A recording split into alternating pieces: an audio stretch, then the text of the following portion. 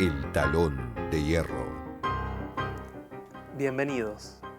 Malvinas día por día reconstruye con mapas, voces, archivos y una precisión quirúrgica los días de la guerra en el Atlántico Sur. Y hoy hablaremos con su creador. Con nosotros, el sociólogo Gabriel Concati. Bienvenido, Gabriel. ¿Cómo estás?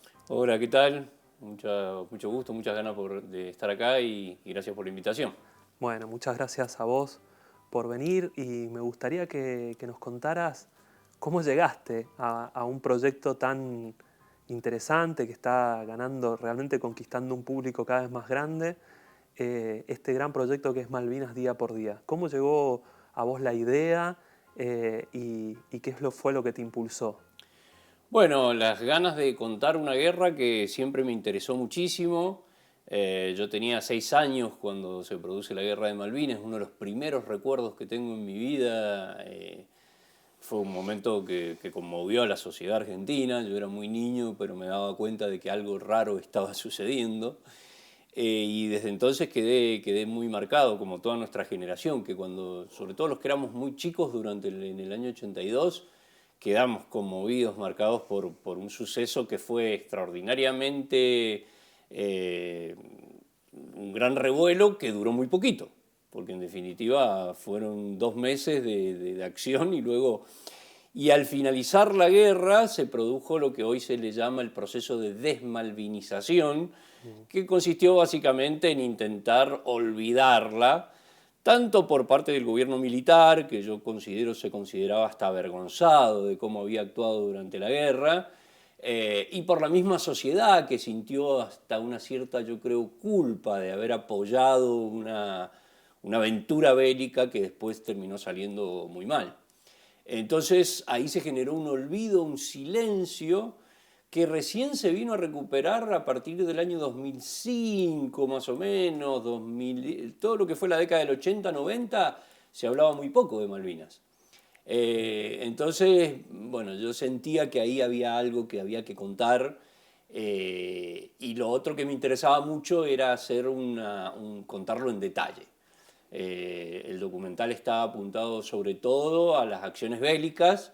No tiene, por ejemplo, entrevistas a excombatientes, que es lo que encontrás más comúnmente en programas o en documentales de YouTube o que se hayan hecho para otros canales. Generalmente las entrevistas de combatientes están buenísimas, pero centran todo en la experiencia de una sola persona. Yo quería contarlo en general, global, entonces bueno, me puse a investigar, empecé a investigar desde el 2012. Estuve muchísimo tiempo porque una de las cosas que quería lograr era eso, que no empezar a hacer los videos sin tener ya la información bien concreta, bien fundamentada. Y bueno, y a partir de ahí, como tengo, además de ser sociólogo y tengo experiencia más o menos en investigación, también he dedicado mucho tiempo a lo que es la edición de video. Trabajo con programas de edición de video, he hecho cosas relacionadas con el mapping, eventos y cosas así. Entonces, bueno, mezclé como las dos cosas y dije, lo puedo hacer yo, y de hecho lo hago yo. Es un documental completamente independiente, no tengo un equipo de producción, ni mucho menos, hasta la voz en off que vos escuchás en el documental es mi voz en off. La grabo con este celular, al cual después le proceso la voz, he ido aprendiendo también cómo hacerlo y bueno, por suerte también fue todo ensayo y error, porque saqué los primeros capítulos sin saber muy bien a dónde iba a ir, y la verdad que ahora ya el canal tiene muchos suscriptores, ya estamos llegando a los 5 millones de visitas en lo que hace a los 29 capítulos que han sido publicados, de 35 que quiero sacar. O sea que me están quedando 6. Me gustaría que nos cuentes con esta visión global, ¿no?, que se transmite desde esto que nos contabas recién, de cuál era el enfoque que le querías dar y también de cómo está presentado visualmente en tus videos, que te da una perspectiva muy interesante. Si podrías de esa misma forma llevarnos al contexto histórico nacional que lleva a la guerra y cuál era, a partir de esas interpretaciones, de esas ideas políticas que tenía la Junta Militar y los distintos sectores que orbitaban alrededor de ella, digamos, para los cálculos estratégicos, ¿no? de esta famosa operación que se concreta con el desembarco y que le va a dar inicio a la guerra. ¿Podrías contarnos un poco tu visión sobre eso? Sí, yo lo cuento bastante en el capítulo 1, que es donde narro la Operación Rosario, como se denominó a la operación que termina recuperando las Islas Malvinas el 2 de abril. Y creo que ya los historiadores y los analistas coincidimos en que básicamente lo que se produce es una falsa hipótesis, podríamos decir, una hipótesis errónea por parte de la Junta Militar Argentina respecto de que si se producía una recuperación de las islas sin provocar bajas a los británicos, tanto militares como civiles, esto no iba a terminar en un conflicto bélico a gran escala. Ellos consideran que una ocupación de las islas iba a generar un gran revuelo diplomático, una gran protesta por parte del Reino Unido, pero que a la larga se terminaba arreglando en el escritorio. Esta es la hipótesis central que tiene sobre todo Anaya. Hay que acordarse que la Junta Militar del momento estaba integrada por Galtieri por parte del Ejército, Anaya por parte de la Marina y Lamidoso por parte de la Fuerza Aérea. La Marina, la Armada, siempre tuvo intenciones de hacer algo con Malvinas, porque además el escenario donde se produce, donde está Malvinas, es un escenario naval sobre todo, es una isla. Ya Macera, en el año 76, le había pedido a Anaya, que estaba en unos cargos, en ese momento él era el comandante de la Armada, le había pedido que evaluara la posibilidad de un desembarco en las Islas Malvinas. Y Anaya era un poco su obsesión. Y sobre todo él es el impulsor de la guerra de Malvinas. Hay veces que cuando recordamos vemos la figura de Galtieri solamente, porque fue quien quedó más mediáticamente, digamos, emparentado con el suceso. Y Anaya es alguien que a mucha gente ni siquiera conoce el rostro, pero realmente él fue el que convenció a Galtieri. De hecho le dijo: yo te apoyo para que sucedas al entonces presidente Viola, si el proyecto Malvinas se concreta. Y bueno, básicamente ellos creen por una serie de indicios, tampoco es que lo hacen así nomás, digamos, hay una serie de indicios, se ha producido ya después de la Segunda Guerra Mundial el proceso de descolonización a nivel mundial. Los británicos y los países colonizadores se han retirado, por ejemplo, de África, se han retirado de muchos otros sectores en donde tenían colonias.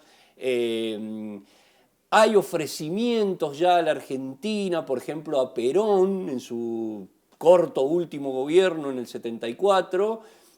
Los británicos le ofrecen una soberanía compartida, que flamearan las dos banderas en las islas, que se hablaran los dos idiomas, que hubiera las dos monedas, y iban a ser como una especie de elecciones, 4 años un gobernador británico, 4 años un gobernador argentino.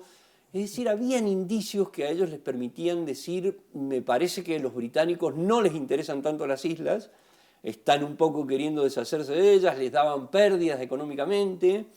Y entonces dijeron: bueno, si las tomamos sin derramamiento de sangre. Por eso la Operación Rosario, una de las órdenes fundamentales que tienen las tropas que llegan a las islas, es no provocar derramamiento de sangre en el enemigo. De hecho, ese es uno de los motivos por lo cual el capitán Giaquino, que es el único caído que tiene la Argentina, hay 2 heridos y él es el único muerto, se produce porque él no podía, digamos, combatir, digamos, frente total, sino que tenía que evitar que los otros tuvieran algún muerto. Así que yo creo que eso ya está más o menos consensuado de que fue así. De hecho, no se explica todo lo que sucede después si no tenemos en cuenta esto. Cuando vos analizás después la guerra, ves tal cantidad de errores logísticos, de preparación, de planificación. No se había ni siquiera estudiado el orden de batalla de los británicos. El orden de batalla es saber qué tienen, con qué te pueden atacar. No se había hecho un análisis de eso, nada, porque la hipótesis claramente era: esto no conduce a una guerra, esto se soluciona en las Naciones Unidas. Y ahí los designan a Costa Méndez como canciller argentino, él ya había sido canciller, manejaba muy bien el idioma inglés, hablaba sin acento, y un poco todo lo ponen en él, digamos, acá la tarea la vas a resolver vos, no las Fuerzas Armadas. Luego sucede todo lo contrario, Gran Bretaña envía la flota y se produce la guerra que, bueno, tiene un desenlace que está directamente relacionado con la falta de planificación. ¿Podrías contarnos un poco entonces el otro lado, el espejo, la situación del propio imperio británico, lo que quedaba de él, ¿no? El Reino Unido, propiamente. Claro. ¿Cuáles son los factores que llevan al Reino Unido y al gobierno de Thatcher a decir, no señores, esto no se va a resolver en las Naciones Unidas, Claro. vamos a terminar despachando la flota? ¿Eso qué lo dispara? Y bueno, ahí también, a ver, como te digo, un poco que la guerra se explica más por motivos internos de los dos países que por motivos externos. Claro. Porque me faltó decir de parte del lado argentino que también para la Junta Militar era importante buscar un motivo de cohesión nacional, de unión nacional, de patriotismo, porque no hay que olvidarse que veníamos de una enorme represión ilegal, con un montón de desaparecidos que ya estaban apareciendo en todos los medios de comunicación. Hay que entender que había venido las Naciones Unidas a investigar la violación a los derechos humanos, ya existían numerosas denuncias internacionales, y no solo internacionales, el propio pueblo argentino ya estaba bastante enterado de lo que había sucedido durante la década del 70. Económicamente el país estaba entrando en una crisis muy fuerte luego de la aplicación de las medidas de Martínez de Hoz. Siempre se asocia mucho a la guerra de Malvinas la famosa manifestación que hace la CGT con Ubaldini a la cabeza en Plaza de Mayo, que es una manifestación que tiene un muerto también. Es una fuerte revuelta que hay en Plaza de Mayo, una de las primeras fuertes que tuvo el gobierno militar. Eso siempre se asocia porque eso sucedió el 29 de marzo y las Malvinas fueron tomadas el 2 de abril. Es un error decir que se produce la manifestación y los militares deciden tomar las islas. Ellos ya lo venían planificando hacía ya como 3 meses y de hecho cuando se produce la manifestación de Ubaldini ya la flota va camino a las islas. La flota zarpó el 28 y la manifestación fue el 29. Pero sí es cierto que el gobierno necesitaba, como dijo el general Nicolaides, después dijo, el gobierno necesitaba una guerra limpia. En clara referencia a hemos tenido una guerra sucia. Y bueno, y por el lado británico, esto fue lo que no tuvo la suficiente evaluación por parte de la Junta Militar. Thatcher estaba atravesando un momento muy malo en su gobierno. Ella había aplicado las medidas neoliberales junto a Ronald Reagan en los Estados Unidos, había empezado a privatizar las empresas, había hecho una gran cantidad de despidos, estaba achicando el Estado. De hecho, la flota británica se estaba reduciendo enormemente. Ya estaba proyectada la venta de los portaaviones que tenían. Ese también fue un motivo por el cual la Junta Militar Argentina dijo, si hasta están vendiendo la flota, no van a venir. Lo que pasa es que la estaban reconvirtiendo porque no hay que olvidarse que estábamos en plena Guerra Fría. Y ellos habían hecho la evaluación de que necesitaban más una flota submarina que una flota de superficie. Entonces, bueno, había todo un achique del Estado enorme por parte de Gran Bretaña que a Margaret Thatcher le significaba una enorme crítica por parte de la sociedad, del pueblo. Y encontró en esto lo mismo que querían buscar los militares argentinos. Una guerra siempre genera cohesión nacional, patriotismo, unidad, heroísmo.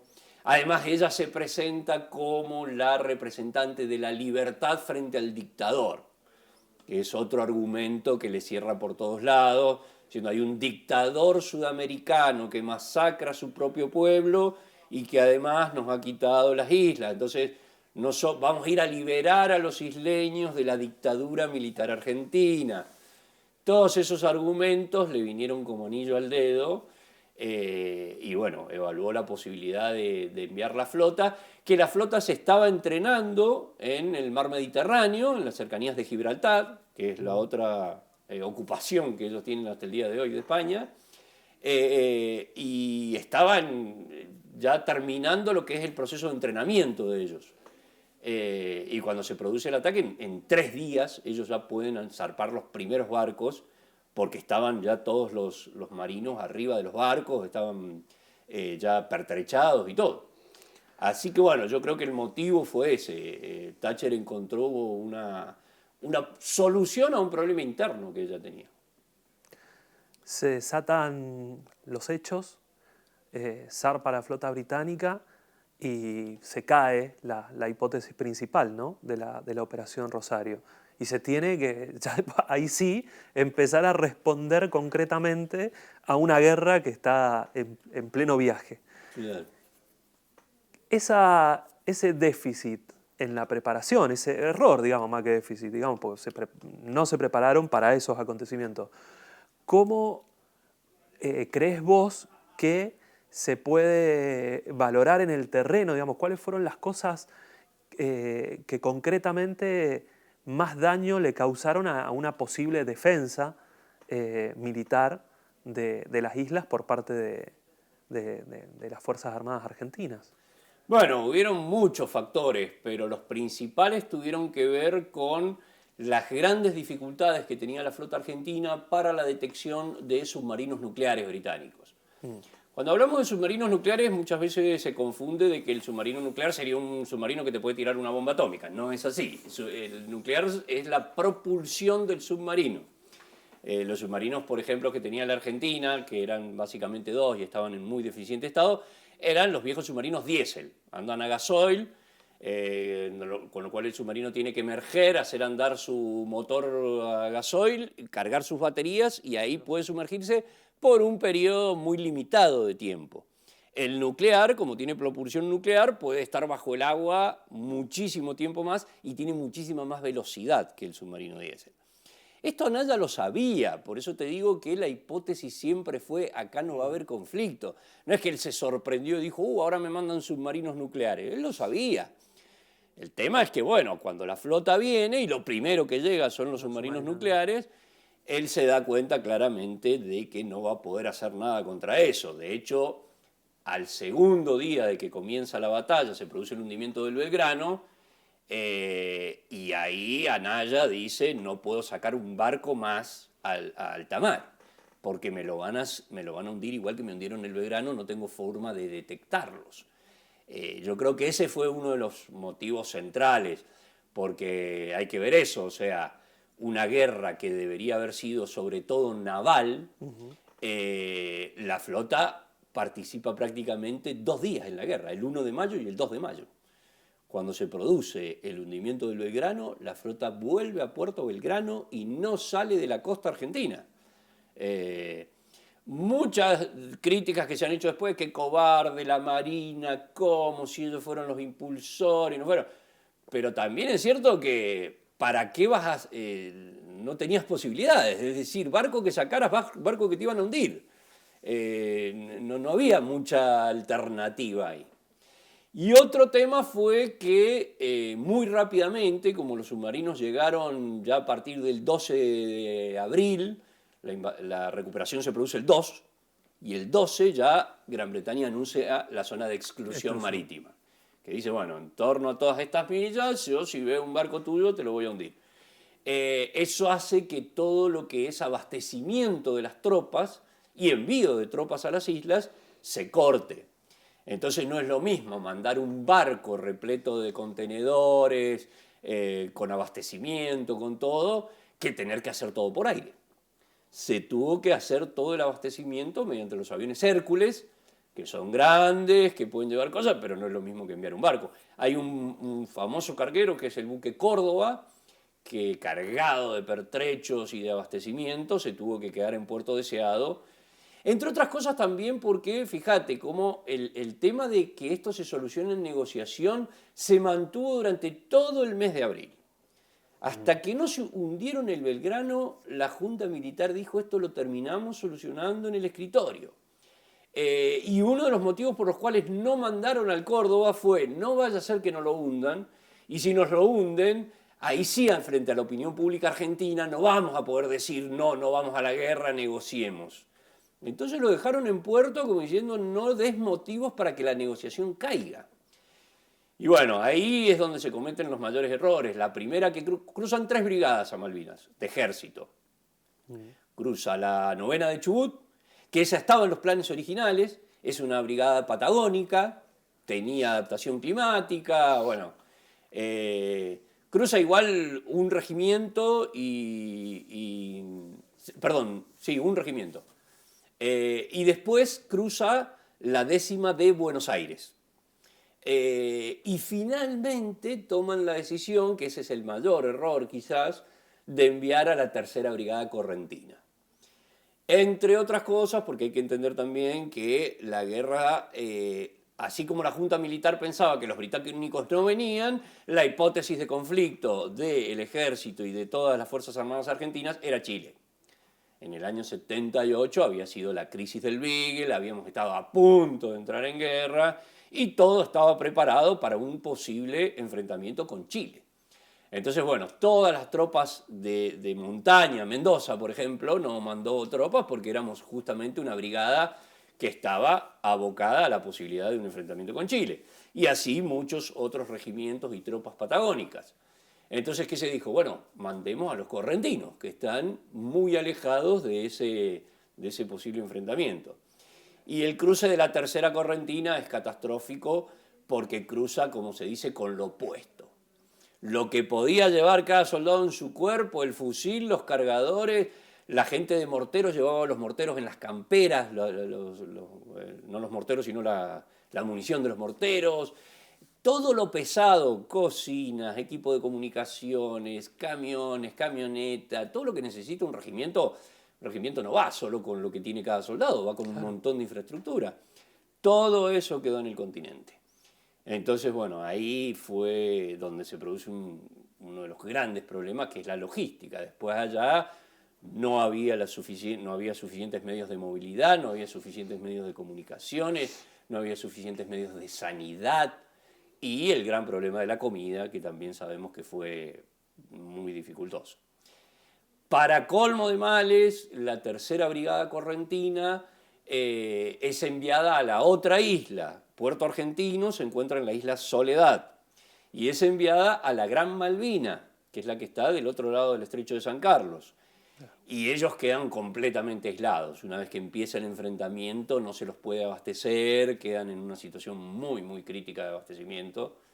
Y además quedan en una posición que después no les permitió entrar en combate. El Regimiento 5 de Corrientes fue enviado a Puerto Howard y no tuvo un enfrentamiento directo con los británicos, porque los británicos ni siquiera atacaron ese sector. Bajaron en Bahía San Carlos y fueron hacia Puerto Argentino. Lo mismo sucedió con el Regimiento 8 de la 9ª Brigada de Chubut, que quedó en Bahía Fox. Me gustaría que hagamos, digamos, como un recorrido desde los distintos frentes, ¿no? Vos planteaste la importancia que tuvo, por ejemplo, desde el punto de vista de la guerra naval, la llegada muy temprana, el 12 de abril, de los submarinos nucleares, cómo eso le dio una supremacía para establecer la zona de exclusión alrededor de las islas. Dentro de ese terreno, de la guerra del mar, ¿qué otros movimientos operativos de la flota británica te parece que fueron fundamentales para tratar de entender el desarrollo de los acontecimientos en la guerra, ¿no? Y bueno, básicamente el hecho de haber traído una flota muy potente, con 2 portaaviones, el Hermes y el Invencible, fueron los 2 portaaviones que ellos enviaron, que les permitió tener 2 aeropuertos en el agua. Al revés, la Fuerza Aérea Argentina y la Aviación Naval Argentina no les dio el tiempo para acondicionar el aeropuerto de Puerto Argentino y lograr operar desde ahí, porque eso hubiera cambiado bastante las cosas si los aviones argentinos hubieran podido despegar y aterrizar en las Islas Malvinas. El aeropuerto de Puerto Argentino era prácticamente un aeródromo que había sido construido por Argentina. Ese es otro tema. LADE, Líneas Aéreas del Estado, que en aquel momento existía, como te digo, previo a la guerra había muy buena relación con Malvinas, con los denominados kelpers. Argentina había puesto, por ejemplo, una base de YPF. Ellos no tenían gas, no tenían un montón de recursos, se calentaban con turba, que la turba se puede quemar, y a base de convenios YPF hizo una central, sobre todo con gas, y también con combustible, que se les proveía. Antares se llamó esa base de YPF. Y después Argentina construyó el aeropuerto para poder establecer vuelos con líneas aéreas del Estado argentino que iban una vez por semana. Entonces había una relación muy, muy buena. Los isleños estaban hasta agradecidos con la Argentina de beneficios que estaban obteniendo de esa relación. Pero bueno, se trataba de un aeródromo sin refugios. Vos ya para tener aviones militares tenés que meter los aviones debajo de un refugio porque si no te los bombardean. No había el suficiente combustible ni polvorines de armamento para tener aviones ahí. Es decir, si se hubiese planificado la guerra, si hubiese tenido en cuenta todo esto. Acá hay que entender que las Malvinas se recuperan el 2 de abril y los británicos atacan el 1 de mayo. Es decir, en el transcurso de un solo mes hubo que organizar todo. Entonces nos quedamos sin la posibilidad de operar desde las islas con aviones y hubo que hacerlo todo desde el continente. Y bueno, desde el continente se operó básicamente desde Río Grande, Río Gallegos y San Julián, que son los 3 aeropuertos más cercanos a las islas. Pero así todo había que recorrer un montón de kilómetros y los aviones argentinos tenían para operar sobre las islas aproximadamente 3 minutos y se quedaban sin combustible. Entonces era muy poca la posibilidad que tenían. Mientras que los británicos acercaban sus portaaviones y tenían la posibilidad de operar con aviones y Harriers mucho más tiempo. Entonces lograron también mucho más rápido el dominio aéreo. Y bueno, y la flota también vino, la flota británica, con una enorme logística. Hay que entender que más o menos los barcos que trajeron de guerra son 26 y los barcos que trajeron de apoyo logístico son como 120. Y lo que hicieron rápidamente fue tomar las Georgias del Sur. Porque otro tema que no se habla mucho es que siempre decimos la guerra de Malvinas. Pero esto fue la guerra de Malvinas, Georgias del Sur y Sandwich del Sur. Estamos hablando de muchas islas. Claro. Y en Georgias, ellos ya el 26 de abril, la guarnición que había puesto Argentina en Georgias era mínima. Ahí estaba Alfredo Astiz, por ejemplo, que no estaba en Grytviken, que es, podríamos decir, la capital de las Georgias. Él estaba en Puerto Leyte, y estaba en Puerto Leyte con 14 hombres. Nada.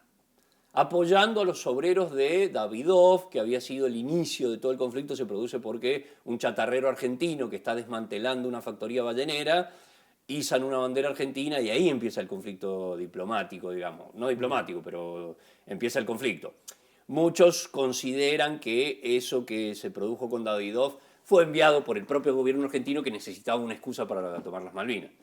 Pero lo que digo, Georgia estaba muy, muy poco defendida. Y entonces los británicos rápidamente los recuperan. Y ahí ya tienen un punto de apoyo terrestre como para empezar a operar.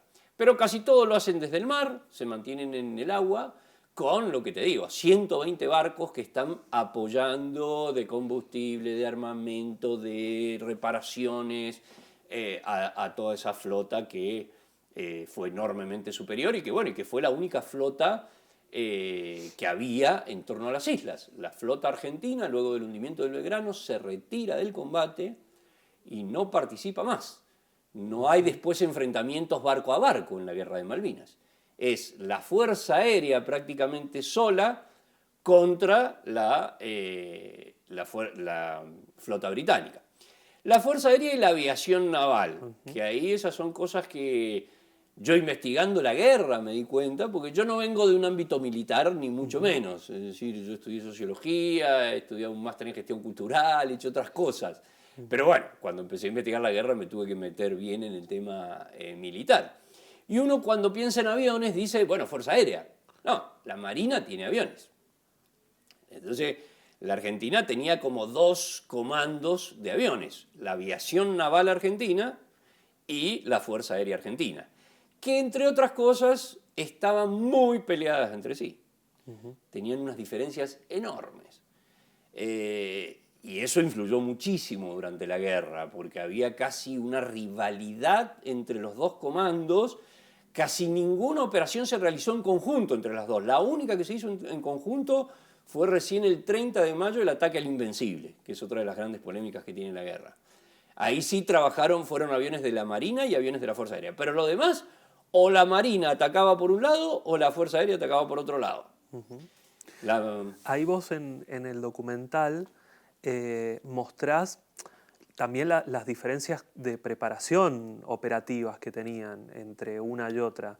Digamos, Claro. que la Fuerza Aérea no estaba preparada para el combate en el mar, desde el punto de vista de los propios aviones, sí, pero también de las bombas, por ejemplo, que arrojaban. Claro. En cambio, sí, digamos, ciertos éxitos operativos que tiene la aviación naval están vinculados a el armamento, digamos, más apropiado que tenía y las características Claro. operativas. ¿Cómo explicás un poco ahí, digamos, si recién vos hiciste ese mapeo del panorama naval, yendo a ese escenario que fue tan importante, digamos, que es la batalla aérea, la guerra desde el aire?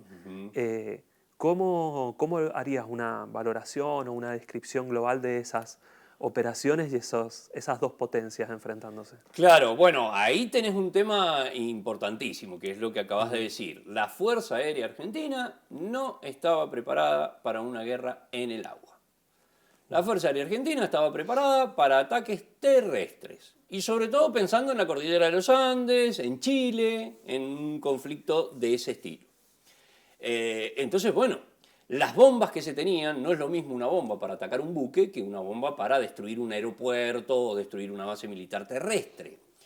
Qué sé yo, los aviones no tenían, por ejemplo, a los aviones A4B de la Fuerza Aérea Argentina, en muchas de las misiones los parabrisas se les pegaba la sal, porque no tenían una resina especial que hay que poner, después se la pusieron, pero en los primeros vuelos volvían blancos de sal, el piloto no veía casi para afuera, tenía que mirar por el costado de la cabina, ¿me entendés? Hasta ese tipo de cosas, los pilotos no tenían chalecos salvavidas por si caían en el agua, bengalas, qué sé yo, un montón de cosas, y el mayor de los problemas fue el tema de las bombas.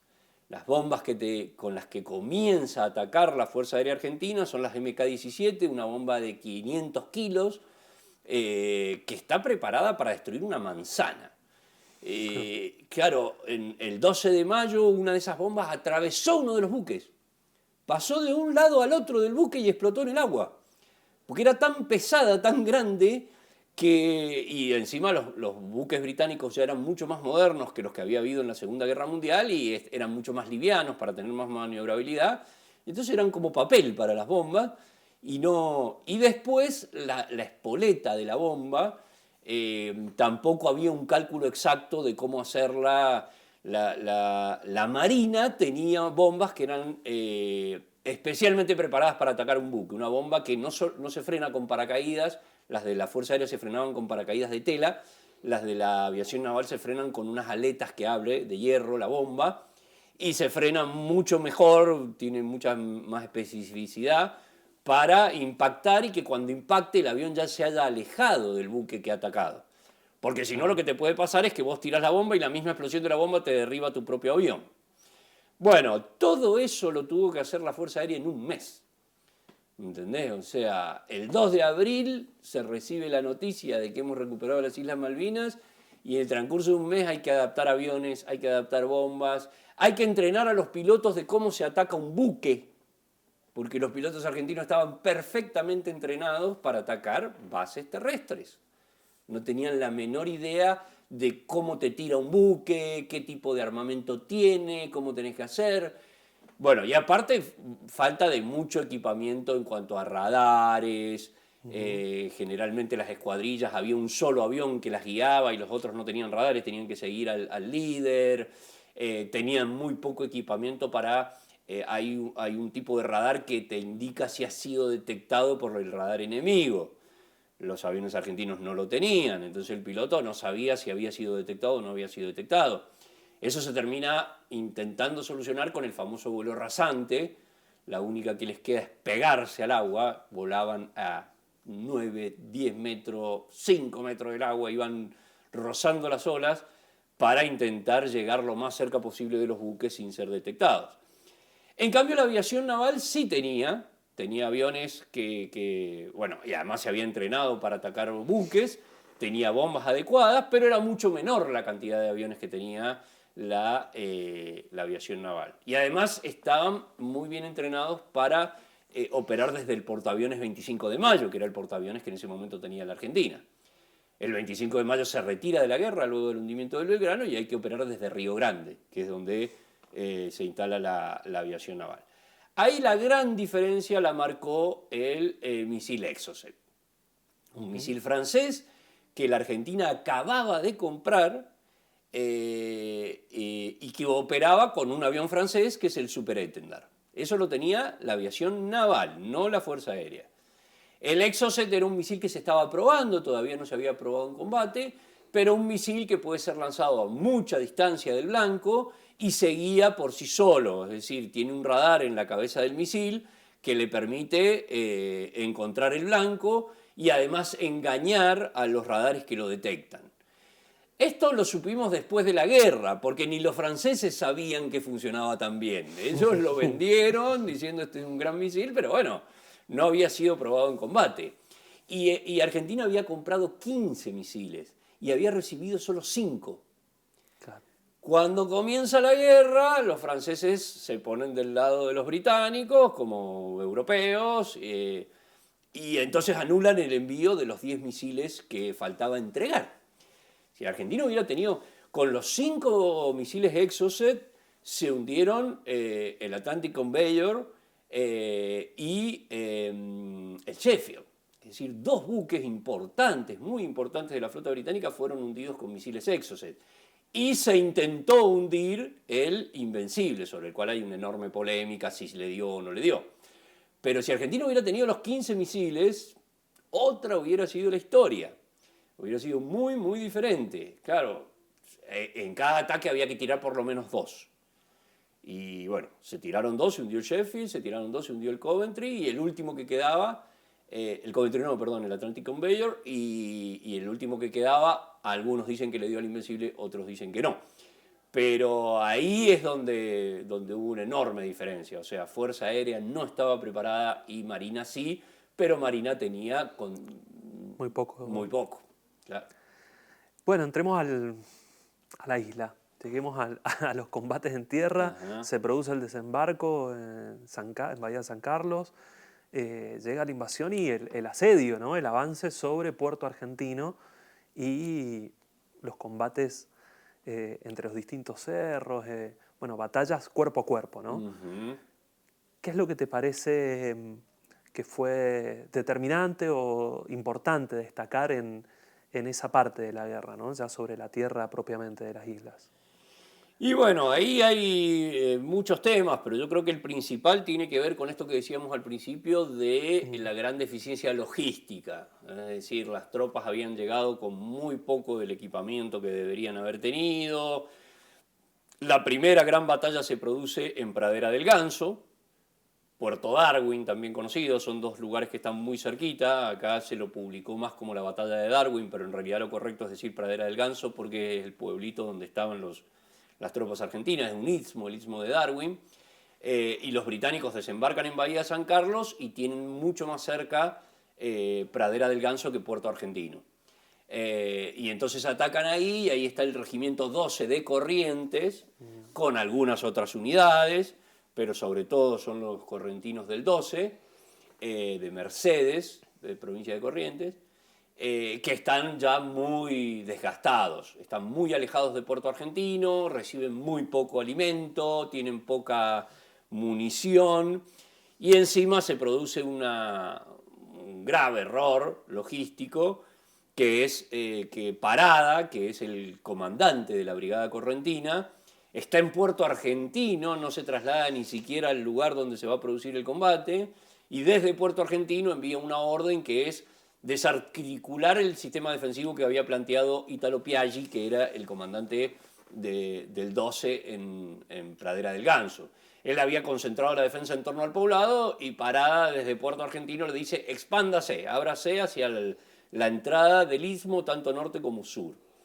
Entonces los soldados habían por lo menos preparado trincheras, pozos de zorro que habían acondicionado en ese mes no en ese mes porque la brigada correntina llegó bastante tarde, pero sí, es un mes porque ellos son atacados el 28 de mayo, la guerra empezó el 1, y abandonan las posiciones y los envían a otro lugar y empiezan a cavar nuevas posiciones cuando están a punto de recibir el ataque. Entonces eso influyó muchísimo. Y después que los británicos, y ahí se dan cuenta que su gran ventaja es atacar de noche, que las fuerzas argentinas no están preparadas para el ataque nocturno, no tenemos visores nocturnos, ellos sí lo tienen. Tampoco es que tengan tantos, porque muchas veces se cree que los británicos todos tenían visión nocturna. Sí.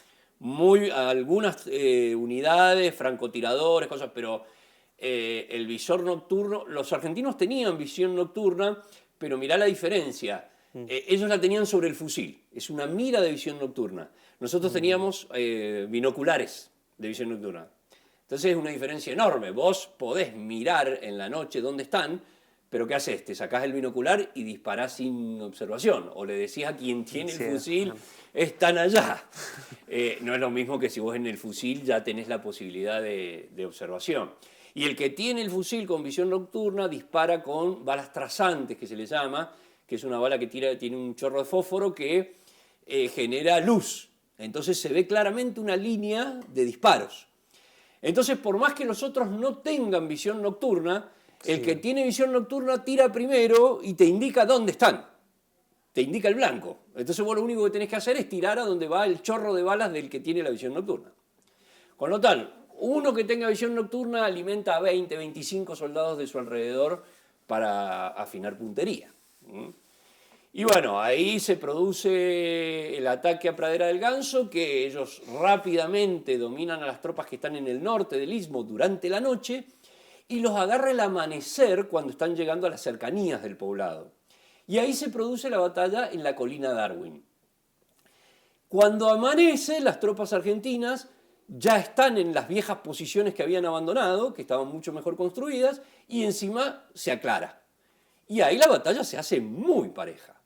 Ahí hay 14 argentinos caídos y 12 británicos. Siempre los caídos te parecen pocos, pero después tenés que sumar una enorme cantidad de heridos. Pero bueno, es muy pareja la batalla en Colina Darwin. Por esto, por el hecho de que había luz. Y ahí los argentinos tenían muchísimas más posibilidades de ver, de defenderse. De hecho, los británicos, luego de esa batalla en Colina Darwin, que es donde muere el comandante de su regimiento, del batallón que ataca, es el segundo batallón de paracaidistas el que ataca ahí, muere el comandante.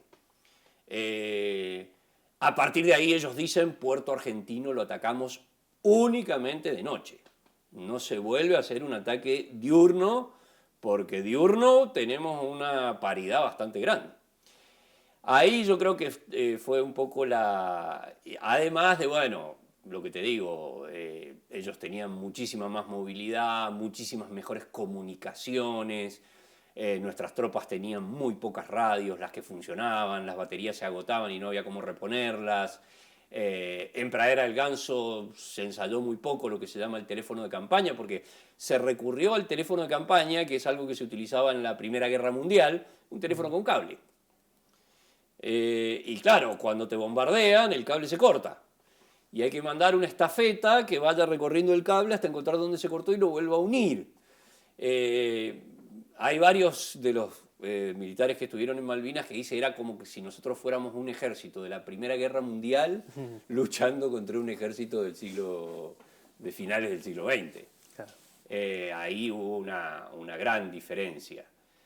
Por eso yo siempre digo que hay que valorar muchísimo a los veteranos de guerra argentinos, a los soldados.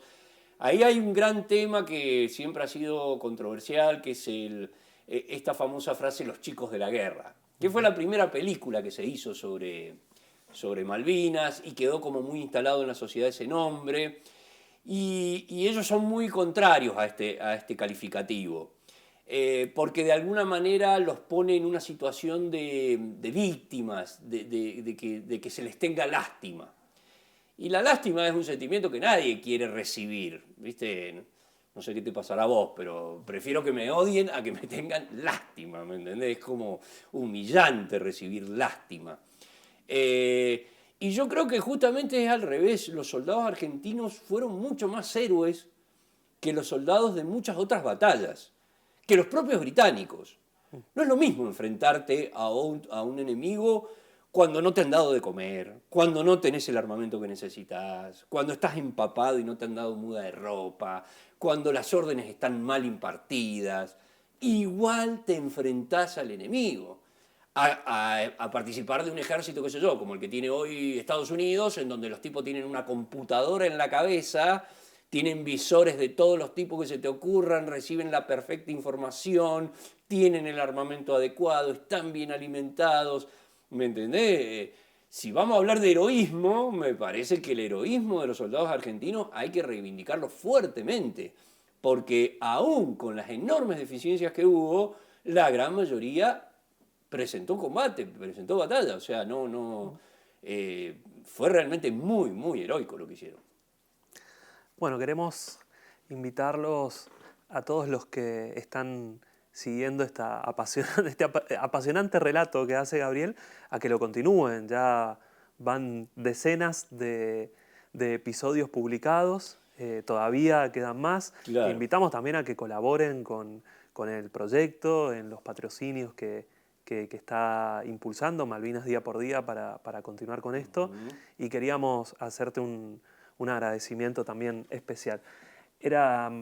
Tenemos un presente para hacerte, que es un libro de las ediciones del Instituto del Pensamiento Socialista, que se llama El significado de la Segunda Guerra Mundial, de Ernest Mandel, para retomar, un aporte a tu investigación histórica de la historia de la guerra. Muchísimas gracias, muy, muy bueno. Bueno, y eso, solo déjame decir eso, que el canal se llama Malvinas Día por Día, el por con X. Lo pueden encontrar en YouTube. Vamos por el capítulo 29 y van a ser 35 capítulos. Y ya estoy trabajando, el próximo lo voy a sacar dentro de poco, pero habla sobre toda la parte, digamos, las condiciones de las tropas y la estrategia. Y ya el siguiente va a ser la batalla del Monte London, o sea que ya estamos en las batallas de Puerto Argentino, que son las batallas finales. Así que nada, invito a toda la gente que quiera suscribirse al canal, que quiera verlo, que se acerque a Malvinas Día por Día en YouTube. Extendemos esta recomendación. Nos vemos en un próximo episodio del Talón de Hierro.